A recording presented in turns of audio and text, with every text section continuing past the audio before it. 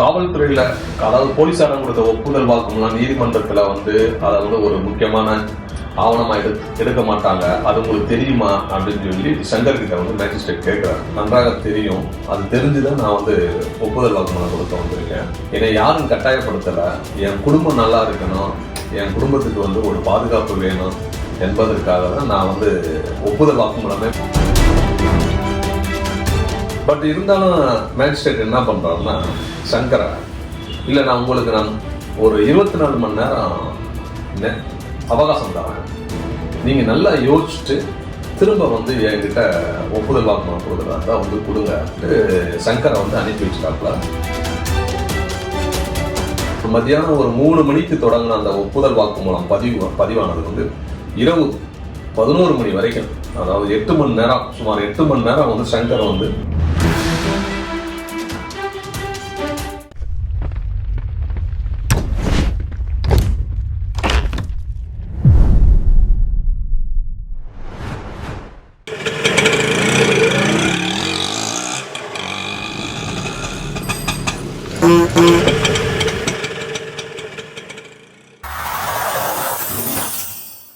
வணக்கம் அன்பு நிஜங்களே. வணக்கம் தமிழ் உறவுகளே. ஆட்டோ சங்கர் 6 கொலைகள் எப்படி செஞ்சாரு, யாரோட சேர்ந்து செஞ்சாரு என்பது தொடர்பாக காவல்துறையில் எடுத்த வாக்குமூலங்கள் பார்த்திருந்தோம். இதுக்கு முன்னாடி ஆய்வாளர் தங்கமணி தலைமையிலான குழுவால் கைது செய்யப்பட்ட திருவான்மையை சேர்ந்த பாபு கைது செய்யப்பட்டார். அவர் கொடுத்த வாக்குமூலத்தின் அடிப்படையில் தான் ஆட்டோ சங்கர், ஜெயவேல் உள்ளிட்ட அடுத்தடுத்து கைது செய்யப்பட்டாங்க. இந்த சிறப்புப்படி ஒரு பக்கம் கைது செய்து நடவடிக்கையில் ஈடுபட்ட நிலையில இந்த விவகாரம் ரொம்ப தீவிரமடைந்ததுனால இந்த வழக்கு சிபிசிஐடிக்கு மாற்றப்பட்டு சிபிசிஐடி போலீசாரையும் சிலர் கைது செய்யப்பட்டாங்க. இப்படி ஒவ்வொருத்தரும் கைது செய்யப்பட்டு திருவெற்றியூர் மற்றும் சைதாப்பேட்டை நீதிமன்றங்கள் ஆஜர்படுத்தப்பட்டாங்க. அதுமாரி ஆஜர்படுத்தப்படும் போது அவர்கள் அளித்த ஒப்புதல் வாக்குமூலங்கள் நீதிமன்றத்தில் பதிவாகிட்டு இருக்கு.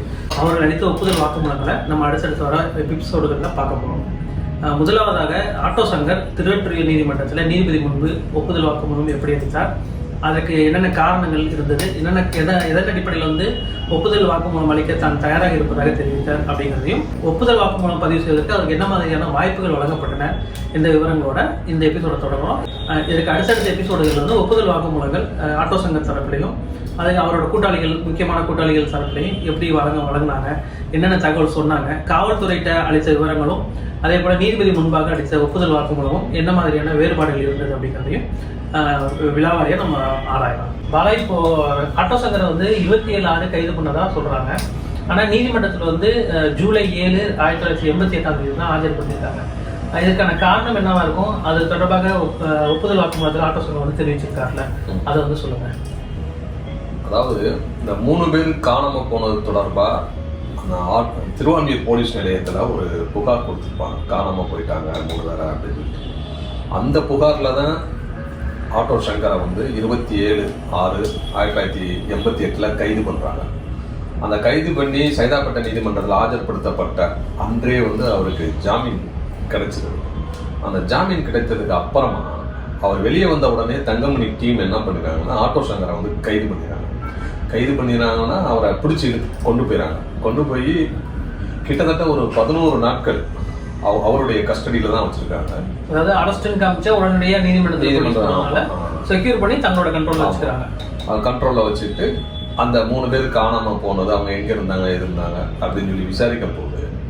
அந்த 3 பேரையும் கொலை பண்ண விஷயம், இந்த 3 பேரை தவிர்த்து மேலும் ஒரு 3 பேரை ஆட்டோ சங்கர் அவருடைய கூட்டாளிகளாம் கொலை பண்ணி புதைச்சி வச்ச விஷயம், இதெல்லாம் சொல்ல காவல்துறையின் ஒரு பெரும் அதிர்ச்சியை ஏற்படுத்துது.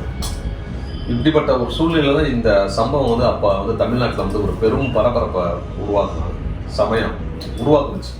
ஸோ அதனால என்ன பண்ணாங்கன்னா இந்த வழக்கை சிபிசிஐடிக்கு மாற்றினாங்க. சிபிசிஐடிக்கு மாற்றினதுக்கு அப்புறமா சிபிசிஐடி காவல்துறையினர் ஃபர்தராக அந்த வழக்கில் புலன் விசாரணை மேற்கொண்டு அந்த புதைக்கப்பட்டவங்களுடைய பாடியை தோண்டி எடுக்கிறாங்க. அப்புறம் தடயவியல் சோதனைக்கு உட்படுத்துறதுக்காக ஆட்டோ சங்கர் மற்றும் கூட்டாளிகள் அவங்கக்கிட்ட இருந்த பொருட்கள்லாம் பறிமுதல் பண்ணுறாங்க. இறந்தவங்களுடைய உடைகள் அப்புறம் அவங்க அணிஞ்சிருந்த நகை, இதை ஃபுல்லாக சிபிசிஐடி போலீஸார் தான் கைப்பற்றி மேற்கொண்டு ஃபர்தராக இன்வெஸ்டிகேஷன் சிபிசிஐடி போலீஸார் தான் விசாரிக்கிறாங்க. விசாரித்து அந்த வழக்கில் சிபிசிஐடி போலீஸார் தான் குற்றப்பத்திரிகையை தாக்கல் பண்ணுறாங்க.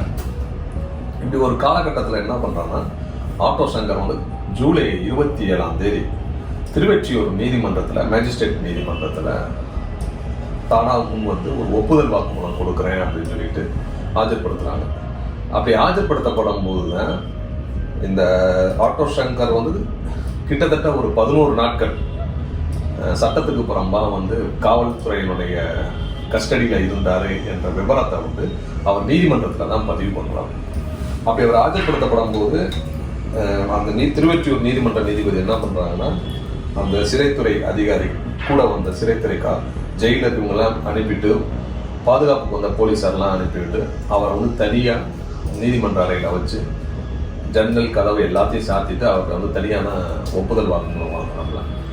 அப்படி வாங்கும்போது தான் சங்கர்கிட்ட கேட்குறாங்க, ஆட்டோ சங்கர்கிட்ட நீதிபதி, உங்களை எப்போ கைது பண்ணாங்க அப்படின்னு கேட்கும்போது அப்போ தான் சொல்கிறாரு, என்னை வந்து 1988 ஜூன் 27 என்னை கைது பண்ணாங்க. கைது பண்ணி ஜூலை 7 தான் நீதிமன்றத்தில் ஆஜர்படுத்தி என்னை சிறையில் அடைச்சாங்க அப்படின்னு. அப்போ இந்த இடைப்பட்ட காலத்தில் உங்களை எங்கே வச்சுருந்தாங்க போலீஸார் அப்படின்னு சொல்லி கேட்கும்போது, குரோம்பேட்டை பல்லாவரம் காவல் நிலையத்தில் வந்து என்னை மாறி மாறி வச்சுருந்து என்கிட்ட விசாரித்தாங்க அப்படின்னு சொல்லி சங்கர் வந்து தன்னுடைய நீதிபதிகிட்ட வந்து வாக்குமூலம் கொடுக்குறாரு. சங்கர் நகர் காவல் நிலையத்தையும் வச்சுருக்காங்க. ஆமாம் ஆமாம், அந்த பல்லாவரம், சங்கர் நகர் காவல் நிலையம், இதில் குரோம்பேட்டை, இந்த 3 ஸ்டேஷன்லையும் வந்து மாறி மாறி வச்சுருந்து அவர்கிட்ட விசாரித்து அதுக்கப்புறமா தான் நீதிமன்றத்தில் ஆஜர்படுத்துகிறாங்க. அப்படி வந்து அவர் சங்கர் வந்து ஒப்புதல் வாக்குமூலம் கொடுக்கும்போது தான் தெரியுது, சங்கர் அவனுடைய கூட்டாளிகள் கிட்டத்தட்ட வந்து ஒரு 10-11 நாளுக்கு மேலே போலீஸாருடைய கஸ்டடியில்.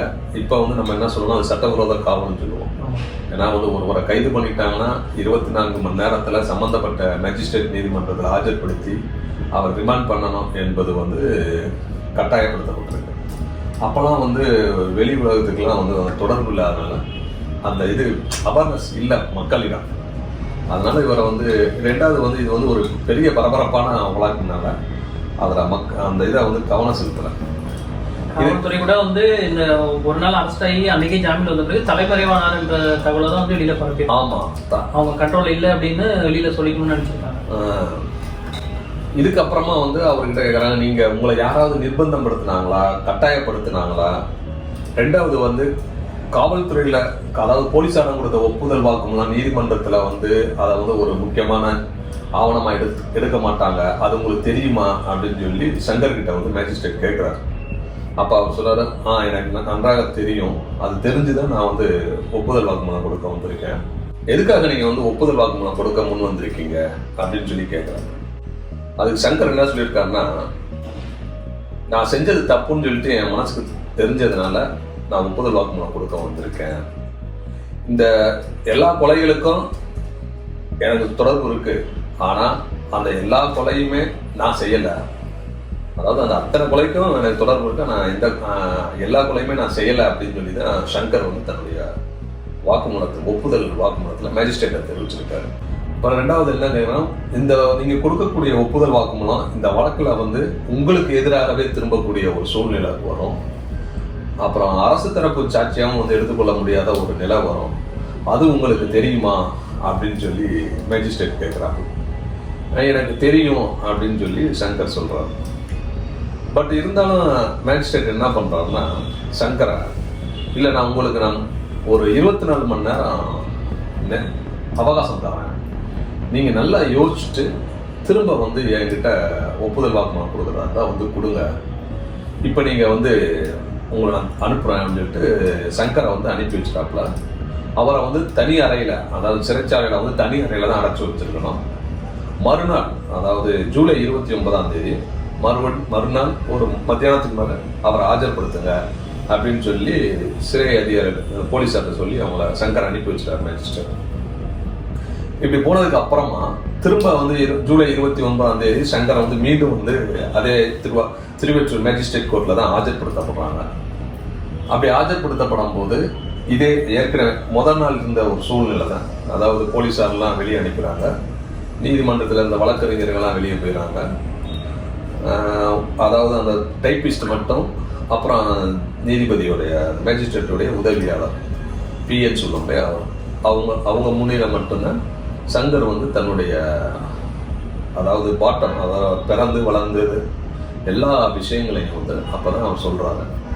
கிட்டத்தட்ட வந்து ஒரு மத்தியானம் ஒரு 3 மணிக்கு தொடங்கின அந்த ஒப்புதல் வாக்குமூலம் பதிவானது வந்து இரவு 11 மணி வரைக்கும், அதாவது 8 மணி நேரம், சுமார் 8 மணி நேரம் வந்து சங்கர் வந்து ஒப்புதல் வாக்குமூலம் கொடுத்துருக்காங்க. அந்த ஒப்புதல் வாக்குமூலத்துல பல விஷயங்களை வந்து சொல்லியிருக்காரு. ஆட்டோ சங்கர் கொடுத்த அந்த 8 மணி நேரம் ஒப்புதல் வாக்குமூலத்துல என்னென்ன தெரிவிச்சிருந்தாரு, எதன் அடிப்படையில் இந்த ஒப்புதல் வாக்குமூலம் கொடுப்பதற்கு தன் மனம் இணக்கியது என்பது தொடர்பான விரிவாக அவர் பதிவு பண்ணியிருக்காரு. அந்த விவரங்களை அடுத்த ஒரு எபிசோட்ல பார்க்கலாம். அவருடன் காத்திருங்கள் அன்பு நெஞ்சங்களே. நன்றி தமிழ் உறவுகளே. ஷேர் பண்ணுங்க, சப்ஸ்கிரைப் பண்ணுங்க, மறக்காம பெல் பட்டனை கிளிக் பண்ணுங்க.